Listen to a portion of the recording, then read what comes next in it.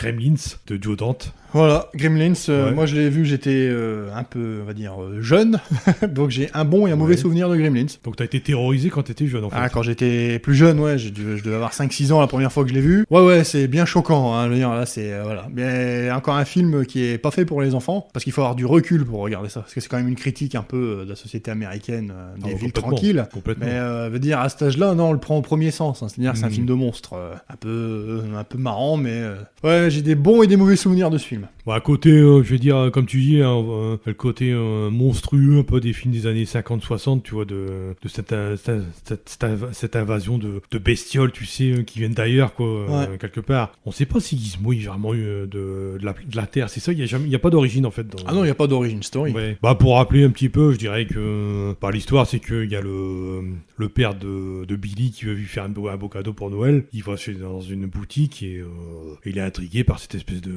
petite bestiole. Ouais, au début, il va dans cette quoi. boutique pour vendre une de ses inventions, qui C'est ça. est totalement merdique. Ouais. Un Donc, gag moi, je me récurrent. souviens surtout du dentifrice qui fait de tous les côtés. Ouais, moi je me souviens de la machine à orange, un jus d'orange qu'on envoie partout dans la cuisine. Le couteau suisse, tu sais, avec... Ah, le couteau suisse ouais, avec... ouais. Donc lui, c'est un inventeur, c'est vrai. Bon, un inventeur qui est pas très... qui est un peu maladroit, on va dire. ouais, Mais les idées quand même sont sympathique, farfelues, quand mais même, ouais. les inventions marchent pas des masses. Ouais, c'est ça. Donc c'est pas Doc Emmett Brown, quoi. Non, c'est pas Emmett. Donc il achète... le grand-père ne veut pas le vendre parce qu'il sait qu'il y a des risques, mais son petit-fils, lui, il parvient à le vendre. Donc il lui dit, il y a 3 règles à respecter, Ouais. que tu vas énoncer d'ailleurs. Et Mogwai, bah déjà, Ouais. ne jamais le mettre au contact de l'eau. C'est ça. Un peu comme un VRP, hein, toujours au contact du pastis, jamais de l'eau. Oh putain, je vais me faire des ennemis. Après, ne pas les exposer à la lumière vive. Et surtout, et ça c'est la règle la plus importante, ne jamais les nourrir après minuit. Et voilà. Et donc il y a 3 règles à respecter. Donc Billy, bah, il fait copain-copain avec Gizmo parce que Gizmo, bah, il est mignon et tout. Hein. Ouais, c'est une peluche kawaii. Hein, C'est un peu le cousin lointain de Gros Goût. Oh, il est plus mignon que Gros Goût. Ah bon, t'aimes Gros Goût, tu trouves pas qu'il est beau? Le Mogwai, il est plus beau que... Bah, disons que Gros Goût, c'est Gizmo sans les poils, quoi. Voilà. Donc tu ton Gizmo, t'as Gros Goût. Ouais, parce que Gros Goût, il ressemble plus à un Gremlins qu'à un Mogwai. Hein. En plus, c'est une espèce de mix, tu sais. Bah ouais. Oh, ouais, le bouffeur d'araignée. Donc Gros Goût, pour ceux qui s'en souviennent plus, est-ce que je vais oser le dire? C'est dans Star Wars. Tellement longtemps que j'ai pas parlé de Star C'est Wars. pas dans Star Wars, c'est dans The Mandalorian. C'est pas pareil. On parle pas. Ouais, compare pas les qualités, là. Compare pas les franchises. Ah ouais, non, là, la qualité, carrément. Mandalorian, c'est vrai. T'as Mandalorian Donc, sur une échelle de 1 à 10, il y a déjà- 14 ennemis. On est impatient de découvrir la saison 3 déjà. Mais bon. Annulé, il n'aura pas. Parce qu'ils veulent virer Ils veulent virer... les 2 acteurs principaux. J'ai Ouais. vu qu'ils veulent virer Gina Carano parce que apparemment elle a dit des trucs qui ne plaisaient pas à Disney. Ouais, et puis Pedro Pascal aussi, parce que... ils veulent le virer. Ouais, j'ai entendu ça. Ouais. Ah, c'est dommage, ça. Pedro Pascal était pas mauvais. Bon, c'est bien, c'est qu'ils peuvent le remplacer par n'importe qui, du moment qu'il relève pas son casque. Ah ouais, c'est vrai. Puis il faut comme Luc, il met un visage numérique. On est en train de se détourner là, non? Ah bah à chaque podcast, hein. S'il y a pas un moment, on parle pas 20 Dès minutes qu'on de parle de Star Wars, ça y est, on est parti vers une longue discussion d'1 heure. Voilà. Sinon, on Donc- parlait de Gizmo. Gizmo, le petit Mogwai, bien gentil, et bien... voilà quoi. Donc Billy, bah, il s'attache forcément, hein, nous aussi, hein, quelque part. Ah forcément, il est tout Ah ouais. mignon ce bazar. Bah ouais, et puis pour les gamins, c'est idéal. Hein. Donc il arrive ce qui arrive, hein. C'est qu'ils respectent pas les règles hein, du tout. Hein. Bah le premier, il renverse un peu d'eau sur Gizmo. C'est accidentel quoi. Voilà, accidentel, puis bah ça fait Puis, ça pop. ça fait popper Doc Ouais. Mogwai. Donc, Mais qui ont pas l'air très sains, hein, les autres. Hein. Bah déjà quand ils sont petits, ils sont pas sympathiques. Hein. Ouais. Ils sont moches. Moi, je dirais pas, mais il y en a notamment un qui a l'air... Avec l'arrêt, tu veux dire. Celui avec la mèche, tu te dis que c'est ce machin, il est spécial. Les autres, ils ont une drôle de tête parce que... Tu sais, on dirait un peu un il y a homme les politique. yeux qui sont un peu bizarres, non? On dirait un homme politique, tu le regardes et tu te demandes ce qui va t'arriver. Tu sais. Il y en a un avec ses yeux qui vont de travers là. Ouais, il y en a un qui c'est un taré, quoi. Ouais. Après, l'autre, c'est des boulises. Hein. C'est des lourdeaux quoi, à la bif. Des lourdeaux, c'est des tanènes.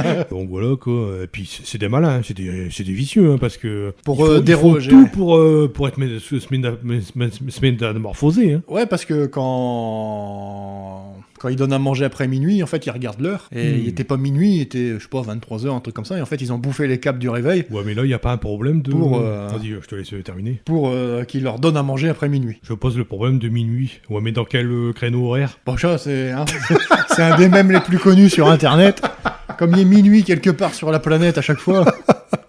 Ils s'orientent à quoi, au soleil ou... Bah surtout, et minuit jusqu'à quelle heure? En plus. Parce que si tu leur donnes à manger à 6h du matin, est-ce que ça compte ou pas?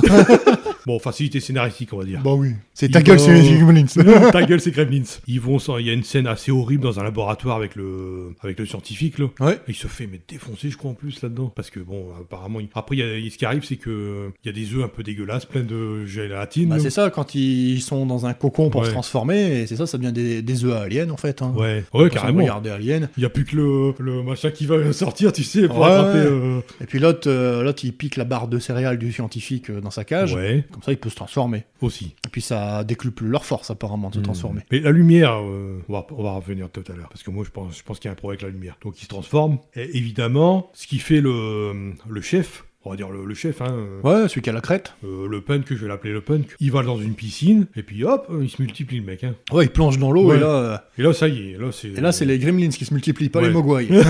Donc les gremlins se multiplient directement, c'est-à-dire qu'il n'y a pas cette phase de transition vers le Vers le vers le cocon. Mogwai, quoi. Ouais. Puis il commence à faire le bordel Dans la ville. dans le village. C'est un petit village, hein, Ouais, ça fait un petit peu... village, ouais. Bon, Quand bourgade. tu le rapproches de Hill Valley, hein. Pour moi c'est un petit peu comme Hill Valley, hein, dans Retour à le futur. Hein. C'est un petit village, une petite bourgade, tu sais, avec ses poncifs et tout ça, là, avec la vieille qui est détestable. Deagles, ouais. Ouais, la personne qui... bon, puis t'as le vieux quoi, qui revient souvent, là, le gars là, qui fait déménagement, je crois. Enfin bref, il y a plein de personnages. Donc t'as Billy et Kate, je crois que c'est Kate, l'actrice, là, qui est la copine Ouais. de Billy, en Moi, fait. je me rappelle plus du nom. Moi, je me rappelle que de Ouais, Billy il y a et du Kate, Mogwai. je crois. Donc il y avait Zach Galligan et Phoebe Cates. Enfin, comme ça pour... On dit Phoebe, Sur les normalement. morts. On dit Phoebe, normalement. C'est Phoebe Ouais. Oh, bah, excuse-moi, il y a l'anglais chez moi. Ça va pas... Des fois, c'est pas trop bien. Je sais dire Star Wars, mais le reste des mots, pas trop. Donc Phoebe Cates et Zach Galligan, c'est le bordel, ils cassent tout, ils boivent comme des trous. Moi, j'allais dire, ils picolent. Ouais. Putain, Ils vont au c'est cinéma, ils font le bordel. Ah, c'est des Ouais. Américains moyens. Hein.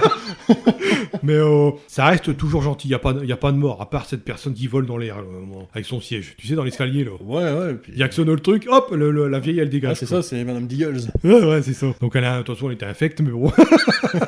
Et puis, il y a le pire, c'est la bagarre dans la maison de Billy, quoi. Avec le four à micro-ondes, Ça, et aussi dans le truc avec l'orange et tout ça. Aussi dans le supermarché, Ah, quand il sort la tronçonneuse et tout, pour Ouais, mais ça, c'est découper après, Billy. ça aussi, c'est après, ça. Ah, quand tu dis le pire, pour moi, le pire, c'est dans la zone commerciale. Pour moi, t'as le Gremlins qui explose dans le four à micro-ondes. Ouais. Ouais. L'autre qui se fait Il se fait éventrer. jus d'orange, là. Il y a plein de sang, Il y a du sang plein de vert. sang Il y a du Gremlins sang vert partout. Attention, c'est pas vu le cas. Hein. Mais voilà, quoi, c'est catastrophique. Et ça reste dans la limite du comédie, je vais dire, familiale. Ouais, mais j'ai eu peur, moi, la première fois que je l'ai vu. Hein. Et encore, quand je vais te dire des anecdotes tout à l'heure, tu vas te dire, ah putain, c'était plus proche du film d'horreur au début. Mais on va continuer dans l'histoire. Ce qu'ils veulent, c'est que les faire sortir au plein jour, quoi. Il y a que ça à faire, quoi. Donc ils entraînent dans Exposé à la une lumière. espèce de, il y a le truc du magasin, du jouet là, je sais pas quoi là. T'as même le Il y a un moment, le c'est dans le magasin de jouets. le Ouais, gremlin qui glisse avec sa tronçonneuse. ouais aussi, ouais. Ouais. Ah, c'est ça, je te dis. Il y a un moment, Ouais. mais c'est le débile d'ailleurs qui a la tronçonneuse, je crois. Ouais, je sais plus. C'est vrai on va dire, il y a 3 gremlins qui dominent, parce que bon, les autres, c'est des soldats. Donc, ils font le bordel, tout ça. Oh, tu rigoles quand même. Hein. Je veux dire, il y a tout le temps des scènes où ça dédramatise, tu sais. Ouais, il y a des scènes qui désamorcent, mais Ouais. je veux dire, ça reste quand même anxiogène. Quoi. Ouais. Enfin, de ton point de vue, moi, je trouve que c'est quand même comique comme film. Mais, Oui, c'est Ouais. c'est marrant, mais il faut le regarder avec un œil plus mature pour Ouais. que ce soit marrant. Mais je sais pas si tes enfants, ils regarderaient Gremlins. Non, je leur montrerai pas. Gremlins 2 à la rigueur, parce que là, Bah, c'est le deux, il est pas complètement... terrible. Ouais. C'est complètement de la comédie. Ouais, là, c'est... Mais on le est dans la 1, parodie. non, je suis pas sûr de leur montrer avant qu'ils aient 40, 50 ans. Mature, quoi. Mature, ouais. Donc, ils arrivent quand même à refléter la lumière dans ce magasin. Je sais plus comment que ça finit. Mais enfin, bref, ils meurent tous, ils fondent. C'est dégueulasse, d'ailleurs, là. Ouais, c'est la sorcière du magicien d'Oz. Ouais, c'est ça. Et donc, il y a Gizmo qui, par chance, évite d'être cramé par le soleil, on va Voilà. dire. Puis, ils sont obligés de rendre Le Mogwai. le petit, là, hop, au magasin. Voilà, donc, le premier film, moi j'adore ce film, c'est culte, pour moi. Ouais, il a bien vieilli. Le premier film, il a bien Ouais, vieilli. ouais. Bon, à un moment, on voit quand même les marionnettes. Ah ouais, ouais. c'est bien fait quand même. Hein. Ouais, ils sont mieux que certaines marionnettes dans Star Wars épisode 1, 2, 3. Mais sinon, non, Surtout ils sont... la marionnette de Yoda dans l'épisode 1 qui est vraiment dégueulasse, quoi. Mais voilà, sinon... Non, ça va. Film... Ouais, entre horreur et comédie, hein, c'est dur de le classer. Bah, moi je pense comédie horrifique, quoi, on va dire. La comédie horrifique. Ouais, tout à fait. Puis on arrive en 90, parce que bon, on a un deuxième en 90. La nouvelle génération, on n'est pas dans Star Trek. Non. Là, c'est la Gremlins 2 là, de la nouvelle génération, où Billy et sa copine, ils se sont installés à New York. Voilà, ils travaillent tous les deux dans le Club Center, lui en tant que dessinateur et elle en tant que guide, hôtesse, je sais pas quoi. Ouais, c'est ça. Et puis, ils mènent des expériences un peu bizarres dans ce truc-là, parce que on a Christopher Lee qui fait le caméo, là. Ce qui se passe, c'est que la boutique de Chinatown, apparemment, elle est démantelée complètement. Ouais, ils veulent la racheter, il a jamais voulu vendre, puis un jour il meurt, et puis du coup, ils mettent main basse sur la boutique, et puis ils se disent, tiens, c'est quoi ce machin, et ils attrapent le Mogwai, les deux jumeaux bizarres, là. Bah, le Mogwai, il se barre du magasin. Bah, je sais que les deux jumeaux bizarres, ils attrapent le Mogwai à un moment. Et c'est là qu'il y a un problème, c'est qu'ils se barrent en pleine journée. Ouais, cherche pas, parce qu'il y a un moment, on voit quand même un Gremlins en pleine journée habillé en chauve-souris. Ah bon? Ouais. Ah ouais, mais il se fait mettre une injection de trucs mais contre la lumière, en fait. C'est beaucoup de facilité là-dedans. Ouais, Gizmo, lui, en pleine je le vois courir dans une allée en pleine journée. Ouais, je suis pas sûr, je m'en souviens plus trop. Faudra vérifier, mais bon. Ouais, vous dites-nous en commentaire si vous le voulez. Facilité scénaristique, c'est pas grave. Non, ouais, là, il y en a plein. Alors, facilité scénaristique. Dans le 2, c'est encore pire, je trouve. Par un concours de circonstances, il arrive dans le labo de Christopher Lee, Gizmo, et ils veulent faire des expériences dessus. Et puis, on va dire, par le fait du hasard, c'est que Billy retombe sur Gizmo. Donc, bien sûr, il va essayer d'aider son petit copain, et puis, puis il y a encore un accident, et puis ça y est, ils se multiplient. Mais là, ils sont un peu plus intelligents parce que ils font pas mal d'expériences génétiques, les Gremlins. Ouais, puis il y en a même un qui se transforme en chauve-souris. Il y en a même un qui sait parler d'ailleurs. Ouais, il devient plus intelligent que les autres. Plus intelligent, ils se mettent, ils bouffent les produits chimiques en fait. Ouais, c'est ça, ils bouffent tout. De toute façon, ils sont pas à ça près. Puis il y a un peu des trucs d'horreur avec la chauve-souris qui vole. Ouais, puis quand il passe à travers le carreau, ça fait le logo de Batman. Ouais, c'est vrai.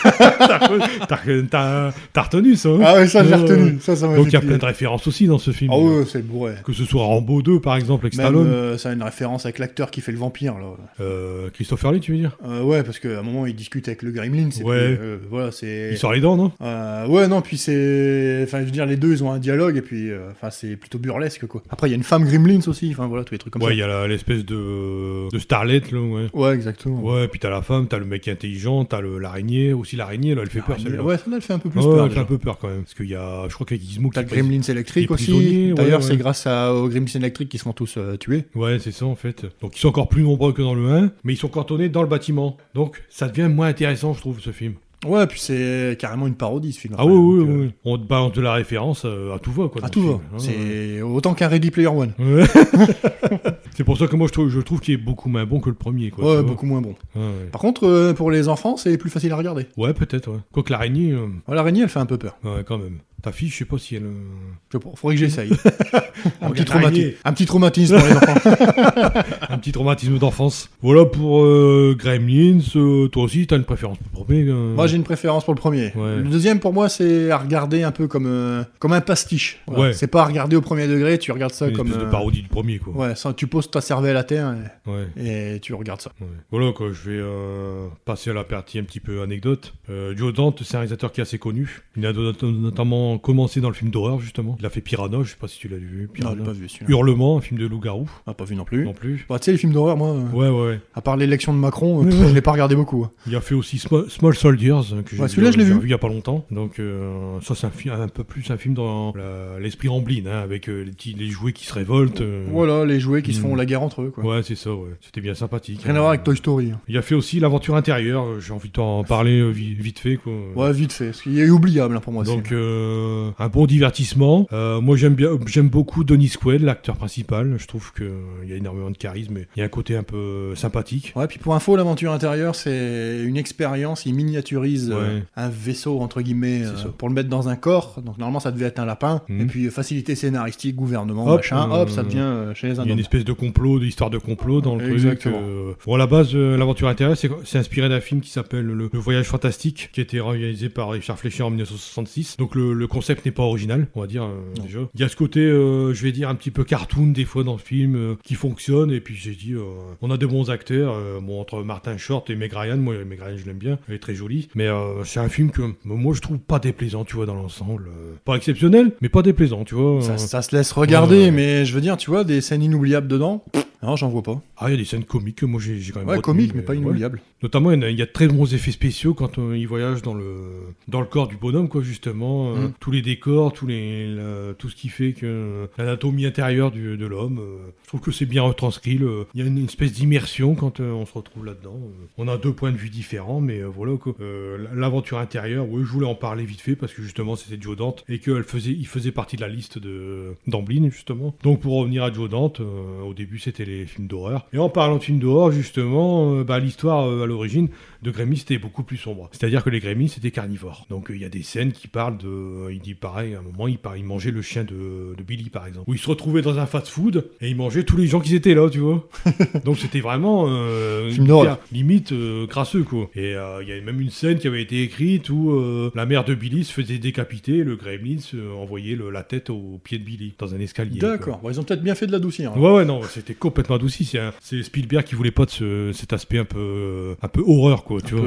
Il voulait vraiment une comédie familiale, quoi, à la base, tu vois. C'est ça le truc. Puis en fait, il y avait aussi Gizmo qui, lui, en fait, c'est Gizmo qui se transformait en Stripe. Enfin, Stripe, j'ai mis Stripe. En fait, c'est le Gremlins. Celui qui a la crête. Donc il n'y avait pas cette notion de reproduction et de transmutation, quoi, tu vois. C'était direct, quoi. Voilà, quoi. Pour la musique, c'est signé du Jerry Goldsmith. Jerry Goldsmith, qui est quand même un grand compositeur. On lui doit quand même la musique de Star Trek, le premier film, la musique de Rambo, des films de Rambo, et puis la musique de Alien, premier Alien, musique, ouais. La planète des singes et la malédiction, tous des films qui que sont... des petits films indépendants qui n'ont pas fait beaucoup d'entrées. Qui n'ont pas eu de succès, quoi. Des films inconnus. Ouais.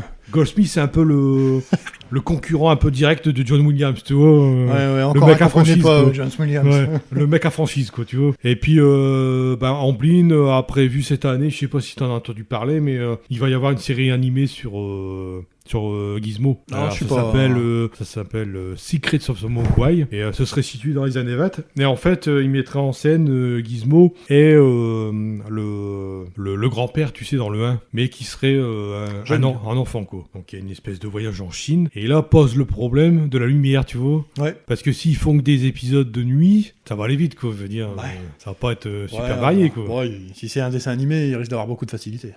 Énormément, un peu comme à la Back to the Future, quoi, on va dire. On va continuer notre exploration, si tu veux bien, Teddy, de l'univers Amblin.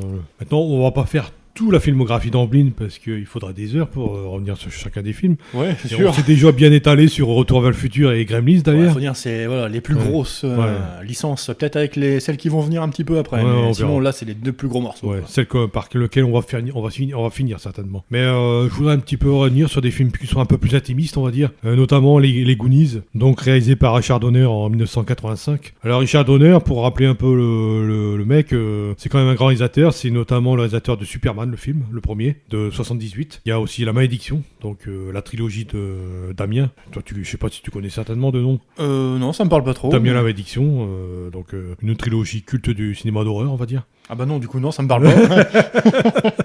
Damien, c'est l'antéchrist, en fait, c'est ça. Et puis surtout le réalisateur de la tétralogie, on va dire, L'Arme Fatale, avec Mel Gibson et Danny Glover. Ça me parle, et Joe Pesci aussi. C'est clair, ouais. Donc une trilogie qui, pour moi, va en descendant, mais bon, ça c'est... Chacun se pense. Au casting, on va retrouver des jeunes acteurs qui ont plus ou moins fait des carrières. Alors je pense notamment à Sean Astin. Je sais pas si tu connais un petit peu Sean Astin. C'était lui qui faisait le compagnon d'Elijah Wood dans Le Seigneur des Anneaux. D'accord, voilà, du coup, ça me parle. Ouais. Il y a aussi Josh Brolin, qui est un peu plus connu maintenant. Je connais pas. Tu connais pas du tout? Deadpool. Bon, aussi, ouais, c'est vrai qu'il fait pas Cable, comment il s'appelle? Cable. Cable dans Deadpool. Et il joue aussi dans Men in Black numéro 3 d'ailleurs, il me semble. Ouais. Josh Brolin. Il a fait plein d'autres films, hein. C'est un acteur qui a une palette incroyable aussi de jeux. Hein. Dans un petit rôle aussi dans le groupe des Goonies, justement, parce que c'est un peu rappelé l'histoire de l'histoire un petit peu après la présentation du casting. C'est on a que Wiccan. Alors que Wiccan, je sais pas si tu te souviens de ce petit gamin chinois. Oui, je me rappelle un peu. Tu vas me dire qui l'accompagnait dans un film. Je pense qu'il a tourné dans Indiana Jones. C'est ça, c'est le 2001. C'est 2001 dans Indiana Jones. Indiana Jones 3. Le Temple maudit. Temple maudit, non, c'est le 2. C'est le Temple maudit, ouais. Pour moi, l'un des moins bons, mais quand même meilleur que le 4. Faut le rappeler. Hein. Le 4, il n'y a pas. Alors, faut pas me regarder, il n'y a pas de 4. Le film virtuel qui n'a jamais existé. Ouais, on va c'était dire. dans une dystopie parallèle. Indiana Jones 4. Non, ça arrête à 3. On a aussi la présence de Robert Davi, qui est un acteur qui est assez connu. C'est cet acteur qui a un visage un peu abîmé, tu sais, un peu brûlé, qu'on a vu dans des rôles de... Bon, il peut alterner des rôles de bons mecs comme des rôles de salopards. C'est notamment lui qui a incarné le trafiquant de drogue dans Permis de tuer avec Timothy Dalton dans James Bond. Je sais pas si tu avais vu. Je me rappelle plus trop, ça date. Hein, mais ouais. Enfin bref, pour donner un repère, Robert Davi qui fait une espèce de caricature de vilain dans un film-là. Alors là, l'histoire, c'est que... ça fait longtemps que je l'ai pas vu, mais je vais essayer de le résumer quand même. C'est qu'il y a 5 jeunes qui partent en quête d'un trésor à partir d'une carte qu'ils trouvent un peu par hasard, quoi. Et donc ça se passe que ils arrivent dans une espèce de grotte avec un vieux gréement, et puis on a tout ce côté aventure, tout ce côté péripétie, tu sais. Bah, tu disais tout à l'heure, Indiana Jones Ouais. Junior, en fait. Ouais, c'est ça. C'est un peu ça, quoi. Mais c'est quand même divertissant. Il y a le casting qui est assez sympathique, assez attachant. Et puis, par moments, c'est enfantin aussi. Hein. On est un peu plus dans l'enfantin. Là, la cible, t'es carrément dans ouais. les préados. Hein. Là, c'est vrai. On est un cran au-dessus de Gremlins, c'est de Retour à le futur, hein, pour Ouais. moi, clairement. Hein. Voilà, quoi, moi, je le recommande. Et puis, c'est un film culte. Hein. C'est un film culte. Film culte qui est beaucoup repris dans les références aux années 80. On parle beaucoup des Goonies. Hein. Ouais, aussi. Il y avait aussi l'idée d'en faire une suite à un moment avec les mêmes acteurs. Mais bon, ça, les suites, c'est à haut risque, je vais dire. Au risque, hein, bah, on a parlé de Ouais. Gremlins 2 tout à l'heure, Ouais. voilà, le risque a été pris. Ouais. Bon, bah, il va peut-être Et là, s'abstenir. Bon, Gremlins 2 a bien marché quand même, hein, faut pas se... Ouais, mais bon, il était moins fun. Ils ont quand même arrêté, quoi. Après, ils n'ont pas continué, quoi. Ils n'ont Bon, pas non. fait de trilogie. Hein. Contrairement à Jaws 19. Tu vois, il faudrait qu'on parle un petit peu des Dents de la Mer, de ces suites qui sont quand même catastrophiques. The Meg. On a déjà parlé dans un précédent podcast, on avait fait une espèce de comparaison entre le chef-d'œuvre Les Dents de la Mer, le nanar The Meg avec Meg. Jason Statham. Avec John Statham. Ouais. Donc, on Fast s'était- and Furious sous les mers. c'est ça en plus. Il manque The Rock Il manque The Rock. C'est lui qui fait le Meg. avec ses gros muscles. Ouais. Bah, si vous voulez l'écouter, c'est dans nos archives audio. Hein. Voilà, donc les Goonies, fortement recommandés pour ceux qui veulent un peu retrouver l'esprit Amblin et un petit peu l'enfant qui est en eux, quoi. Et c'est pareil pour Le Secret de la Pyramide. Hein. Tu l'as vu aussi celui-là Alors, plus confidentiel quand même. Hein. Ouais. C'est du Sherlock Holmes de mémoire, Junior. Ouais, c'est ça. Ça reste quand même assez confidentiel parce qu'il n'y en a pas beaucoup. En même temps, quand t'appelles ton film Le Secret de la Pyramide, tu mets pas en avant Sherlock Holmes, c'est soit t'as pas eu les droits, ou soit que t'as envie que ton film libide. C'est vrai que, comme tu le dis si bien, Le Secret de la Pyramide, sorti en 85, est réalisé par Barry Levinson, qui sera plus tard le réalisateur de Men in Black d'ailleurs, de la trilogie. Je crois qu'il y a un 4e, mais c'est pas lui. Moi, quand j'ai découvert ce film, j'avais vu que quelques affiches. Il vantait pas tellement le fait que ce soit une adaptation non officielle d'Arthur Conan Doyle, quoi. Ouais, tu vois, ouais, et le Holmes, il était vraiment pas mis en avant. Ouais, et le Watson non plus, hein, pas plus Ah que non, ça. carrément. En fait, c'est une espèce d'origine de Holmes et de Watson. Hein, leur Avec un aspect un peu plus... ésotérique, peut-être. j'ai du mal entre ésotérique et... Enfin, horreur, non, parce que c'est Bah, toujours pas quand il est vraiment. sous psychotrope. Il y a une espèce de secte dans l'histoire. Ouais, là. ouais. J'ai l'impression que c'est des psychotropes et ils vivent leur cauchemar, en fait. C'est ça, ouais. Un peu comme l'épouvantail dans Batman, quoi. Ils Ouais, vivent c'est leur ça. cauchemar. Ouais. Et il y a une histoire de secte et de sacrifice humain aussi dans le. Aussi, ouais. Voilà, donc on est un peu dans cet esprit un peu Indiana Jones, hein, quelque part aussi. Bah tiens, Ouais. entre Holmes et Jones, ouais. c'est Indiana Holmes. Ou Sherlock Holmes. Sherlock Jones. C'est dur à dire. Il y a ce côté vraiment aventure, enquête, mystère. Je dirais que on est plus dans le film d'intrigue mystique un peu ésotérique, tu sais. Ça surfe un peu sur tous les, Ouais. sur tous les milieux. Enfin, ça reste quand même plus film d'aventure que d'enquête. Ça devient quand même film d'enquête, pas vraiment horreur, mais voilà, t'es un peu pris par. Il est Quand ils sont fantastique. sous les Il y a un psychotropes, là, côté t'as carrément fantastique, peur ouais. pour eux. Ça surfe un peu sur tout en fait. Ouais, je suis tout à fait d'accord avec toi. On est un peu moins dans le film catégorie jeunes enfants, quoi. Bah, Pour moi, c'est plus des un jeunes film pour- enfants, pour, mais faut pour quand même ados. un œil adulte pour voir ça. Pour adolescents, quoi. Ouais, ado. Plus proche de 16 ans, 17 ans, quoi. Ouais. Parce qu'il y a des scènes qui sont un petit peu dures, quoi. Dans le Ouais, film, des hein. scènes Il y sont a un des peu- scènes qui se suicident, des gens qui se suicident. Ouais, et puis ces scènes où, quand je te dis, quand ils sont sous psychotrope, l'autre il se fait attaquer par des gâteaux, il va mourir. Ouais, c'est quand même assez perturbant à regarder Ouais. ça. Il y a même cette scène qu'on dit que c'est la première scène en image, hein, le premier personnage en image de synthèse. C'est la scène où justement il y a un chevalier qui sort d'un vitrail. Je sais pas si tu te souviens de cette scène. Ah, celle-là, je m'en souviens plus trop. Donc lui il hallucine et puis il voit un chevalier qui sort d'un vitrail et qui le tue, quoi. Et cette scène elle est réalisée en CGI, quoi. l'époque, on n'était pas trop développé. On n'était pas encore à l'époque Terminator 2 avec le T-1000 et tout ça. Donc, une première avancée aussi de ce côté-là. Mais moi, je le recommande parce que on est pour ceux qui aiment bien le Sherlock Holmes, ils apprécieront le côté mystérieux de l'enquête, quoi. Ouais, c'est vrai qu'il y a un côté... Ouais. X-Files. Ah, je dirais pas X-Files. Non, je te dis vraiment entre plusieurs genres. Du coup, c'est pas un chef-d'œuvre, mais ça titille la curiosité. Et je pense qu'il faut le regarder. Faut le voir, faut le recommander, comme les Goonies. Bon, c'est pas le même niveau d'appréhension, je vais dire. Non, c'est pas le même. C'est moins enfantin que les Goonies. Ouais. Mais ça se laisse suivre. C'est un très bon film et c'est assez. Même si ça n'a pas eu beaucoup de succès à l'époque, je pense que ça mérite son coup d'œil, quoi. Voilà. Bon, je vais te laisser parler du prochain, vu que je pense que tu l'aimes bien. C'est Qui veut la peau de Roger Rabbit. Qui veut la peau de Roger Rabbit. De Robert Zemeckis. Voilà, entre un film d'action, un film d'enquête et Mary Poppins. C'est-à-dire que, un village, une ville où les toons existent, c'est-à-dire les toons, les dessins animés sont réels. Et puis là-dedans, il y a des meurtres, et puis le mec, il enquête, quoi. Et dedans, il y a un lapin un peu débile qui le détective doit supporter, entre guillemets, parce qu'il il est pris pour cible, et puis on dit que c'est un assassin, etc. En fait, on est dans les codes du film noir complètement. Dans les codes du film noir, et ça joue aussi avec les codes des toons, en fait, qui se prennent pas au sérieux et qui ont du mal à... Il y a notamment cette poursuite avec la voiture en Toons. La poursuite avec l'aventure Toons, ou alors Roger Rabbit qui doit rester caché, mais il pète un plomb parce que c'est un Toons, il peut pas résister à certains appels ou des trucs comme ça. Ouais, ou même Daffy qui se bat contre Donald aussi. Ouais, il y a plein de références aussi de ce côté-là. Ouais, il y a plein de références, Résumons l'histoire rapidement, c'est que comme tu l'as dit, il y a une histoire d'enquête. Au départ, ça part sur une enquête, c'est pour ça que je parle de film noir, parce que t'as tous les codes, t'as notamment le détective, le mari qui pense être trompé par sa femme qui est une femme fatale, quoi, c'est Jessica Rabbit, et il y a un grand méchant qui est joué par notre cher Christopher Lloyd. Nom de Zeus. Mais là il est vraiment cynique, quoi, dans ce film. Psychopathe, hein. Ouais, c'est le juge de mort, si je me souviens bien du truc. Puis c'est vrai que sur le plan technique c'est quand même assez révolutionnaire, c'est-à-dire qu'on mélange le dessin animé et les prises de vue réelles, quoi. Voilà, on mélange exactement. Ça fait penser un peu à Mary Poppins, mais rien à voir, largement mieux.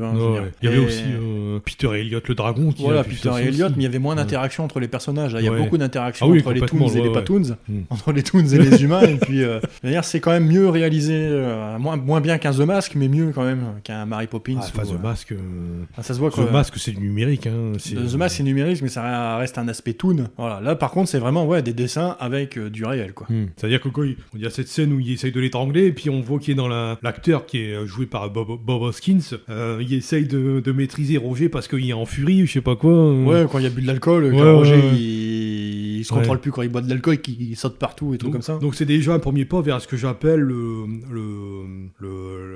la motion capture, c'est-à-dire que tu dois faire en sorte qu'il y a un personnage qui existe, quoi, tu vois. Après ils peuvent étrangler vraiment un stagiaire, puis après mettre sa tête dessus.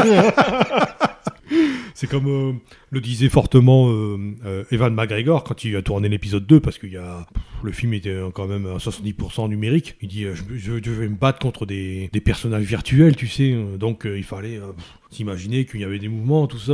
C'était un peu plus compliqué que de jouer le simple acteur, quoi. Ouais, puis t'as pas de point de repère dans ces cas-là. C'est même pour ça qu'ils ont dû faire flotter Yoda sur une plateforme, parce qu'ils avaient oublié qu'il était tout petit. Donc du coup, ils l'ont mis sur une plateforme dans l'épisode 2 ou 3, je sais plus.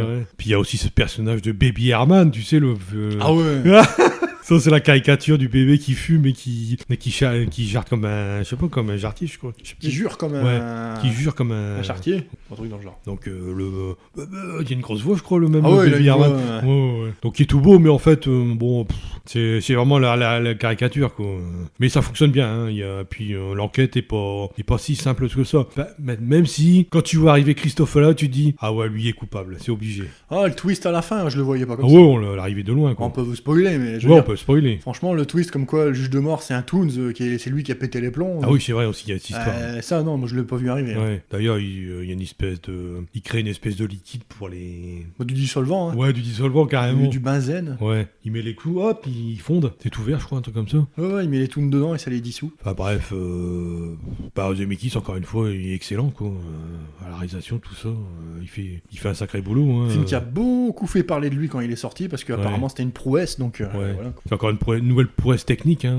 Ouais. Non, je pense qu'on peut le recommander aussi celui-là. Hein, On peut le recommander. Aisément quoi. Bon après, on va peut-être terminer et conclure cette histoire. Là.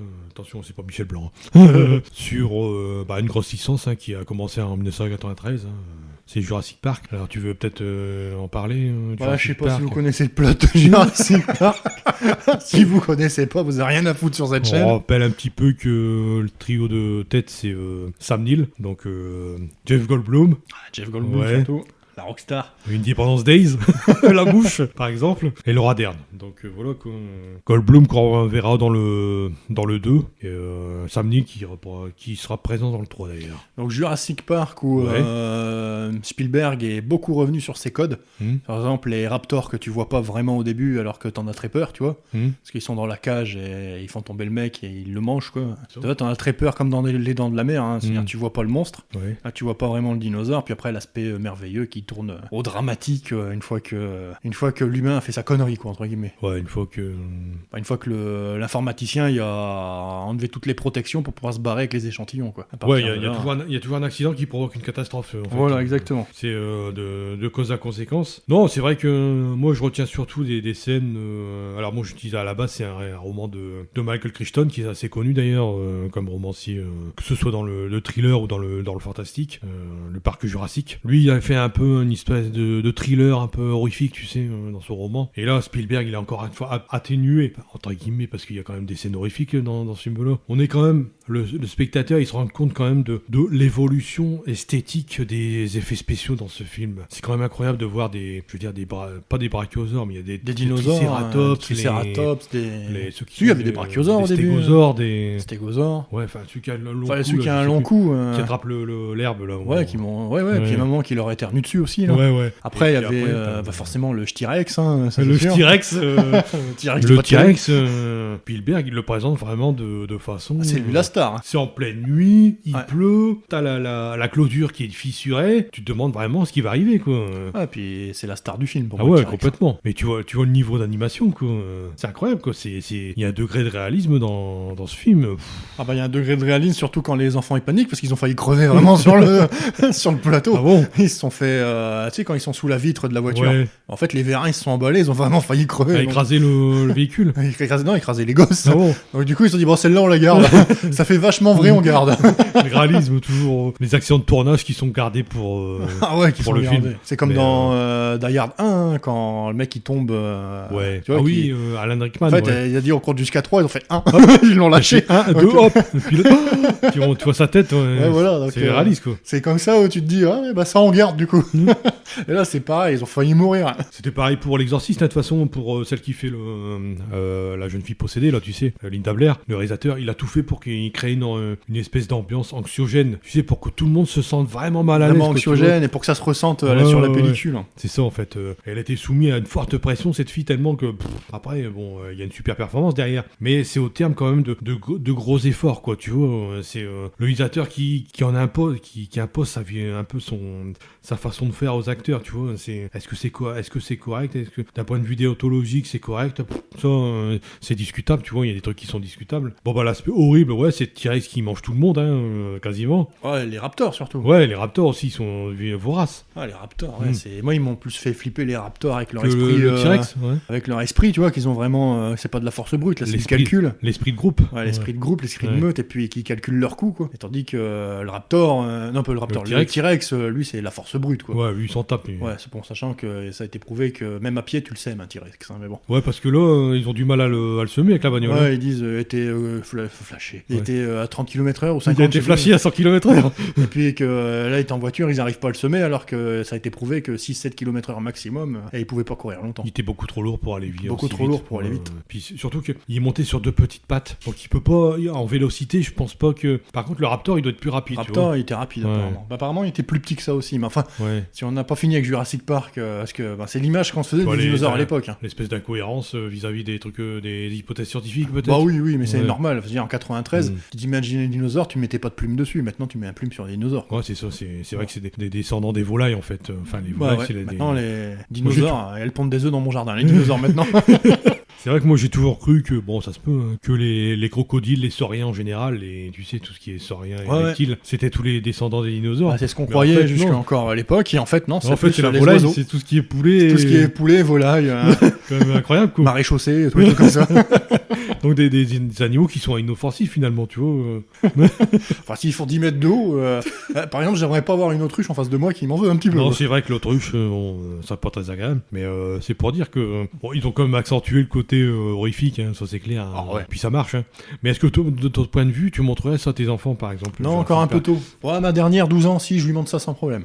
Petite 8 ans, ouais, j'hésiterais un peu plus. À cause de la scène du tyrannosaure qui bouffe le mec sur le chiotte? Ouais, non, Ouais. ça, T-Rex, et puis tout avec les raptors aussi, tout l'aspect dangereux du dinosaure, tu vois. Ouais, j'aurais un peu plus d'hésitation à lui montrer. C'est vrai que ça fonctionne vachement, quoi. Je veux dire, c'est un film que tu peux regarder tous les ans, voire tous les mois, enfin tous les mois. Tous les mois, non. Mais tous les ans, ouais. Ouais, tous les ans, sans problème. Même si tu connais par cœur les scènes, hein, parce qu'au bout d'un moment, tu les connais, c'est obligé. Mais t'as toujours ce plaisir de redécouvrir ces images, quoi. Elles sont tellement fabuleuses, quoi, pour moi. Encore un film qui avait fait très très grande sensation à sa sortie. Ouais, c'est ça. Encore une fois, salué parce qu'il mélangeait les animatronics et les images de synthèse. C'est ça. Et franchement, ça marche. Puis en plus, t'as une super musique de John Williams qui. Ah, la musique aussi. Ouais, hein. c'est. Je peux pas dire, mais. Heureusement qu'ils ont fait qu'un film Jurassic Park, hein, parce que ça aurait été dommage sinon. Non, ils ont pas fait qu'un film Jurassic Park, malheureusement. Ah non, il y en a qu'un, Donc, il y a eu 4 suites, et je dois dire que, bah, déjà, dès la deuxième, ça part en cacahuète, quoi. Bon, dès la deuxième, tu sens qu'on est en train de rincer une licence. Ah, on est complètement Voilà. Il n'y a plus rien de neuf, plus de dans nouveautés. ouais. Et après, je te dis, ils ont dit, après pour les autres films, ils se sont vraiment dit, bon, bah, le T-Rex, c'est le héros principal. C'est toujours lui qui va sauver la situation. Et là, c'est le cas dans le Jurassic World, Ouais, dans les Jurassic vraiment le World, cas. c'est le T-Rex qui, qui sauve les humains. pour aller battre l'Indominus, il libère le T-Rex. Alors que l'Indominus, en général, en principe, il est plus virulent que le T-Rex. Puis plus intelligent, parce que Ouais. c'est censé être croisé avec des humains aussi, il me semble. C'est une croisée. Ouais, c'est une espèce d'expérience génétique qui est un peu foirée, quoi. Ouais, bah, comme toutes les expériences génétiques dans les films comme ça. Hein. Alors que c'est vrai que dans Le Monde Perdu, qui est le deuxième, et puis Jurassic Park numéro 3, qui a pas de suite de sous-titres, bah, on est dans ce côté un peu à la King Kong, quoi, finalement. Ouais, après ça devient l'île des monstres, hein, exactement. Ouais, et puis même t'as une partie du T-Rex qui est en pleine ville, quoi. Il passe dans une piscine, il mange des gens. Enfin, c'est le bordel, quoi. Bon. Parce qu'il ramène le T-Rex, bah, c'est complètement King Kong, hein. Il ramène sur un truc. Ramène le T-Rex. Ils veulent l'exposer ou voilà, je sais plus ce qu'ils veulent exactement. faire. Et puis ça y est, l'autre il gambote dans les rues, quoi. Voilà, c'est classique. Hein. Ouais, donc c'est pour ça que c'est pas très original. Et puis c'est vrai que sorti l'histoire de la chasse et tout ça, on est un peu limité au niveau scénaristique. Hein. Bah après, de toute façon, je veux dire, voilà, le premier c'était le merveilleux qui dégénère. Bah après, c'est tout. Une fois que t'as vu ça, t'as plus rien d'autre à faire. Bah, il y a une vraie réflexion dans le premier, ce qu'il n'y a plus dans les films, Bah films ouais. quoi. Et t'avais des réflexions philosophiques dans les premiers, Ouais. enfin dans le premier. Hmm. C'est-à-dire que s'ils sont disparus, c'est peut-être qu'il y a une raison. Peut-être pas Aussi. trop jouer au savant fou. Et puis Ouais. voilà, quoi. Adieu, quoi, quelque part. Adieu, oui, complètement. J'ai dépensé sans compter.